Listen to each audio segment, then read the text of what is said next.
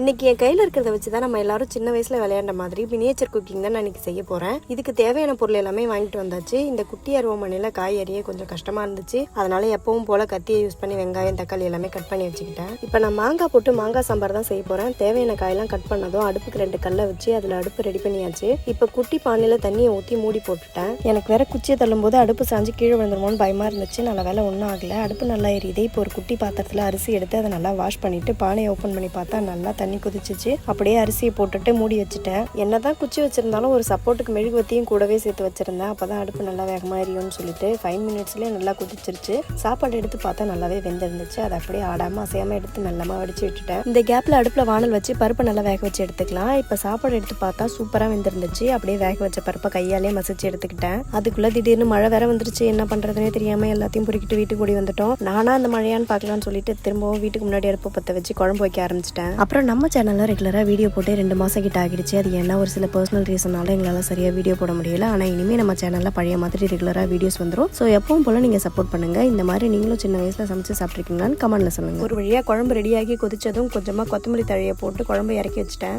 இப்போ அடுப்புல வேற ஒரு பாத்திரத்தை வச்சு குட்டி குட்டியா கட் பண்ணியிருந்த அப்பளத்தை போட்டு பொரிக்க ஆரம்பிச்சிட்டேன். இந்த மாதிரிலாம் சமைக்கும் போது உண்மையாவே சின்ன வயசு ஞாபகம் தான் வருது. ஃபைனலா அப்பளம் சாப்பாடு சாம்பார் எல்லாமே ரெடி பண்ணியாச்சு. இப்போ இதுக்காகவே ஒரு குட்டியா வாழை இலையை கட் பண்ணிட்டு வந்து அதுல சாப்பாடு சாம்பார்லாம் வச்சு கௌதம் கிட்ட ஃபர்ஸ்ட் சாப்பிட கொடுத்தேன். கௌதம் சாப்பிட்டுட்டு எனக்கும் சாப்பாடு ஊட்டி விட்டாங்க. கொஞ்சம் சுமாராக தான் இருந்துச்சு. ஆனால் இந்த மாதிரி சாப்பாடு செஞ்சு சாப்பிட்றது ரொம்பவே ஜாலியாக இருந்துச்சு.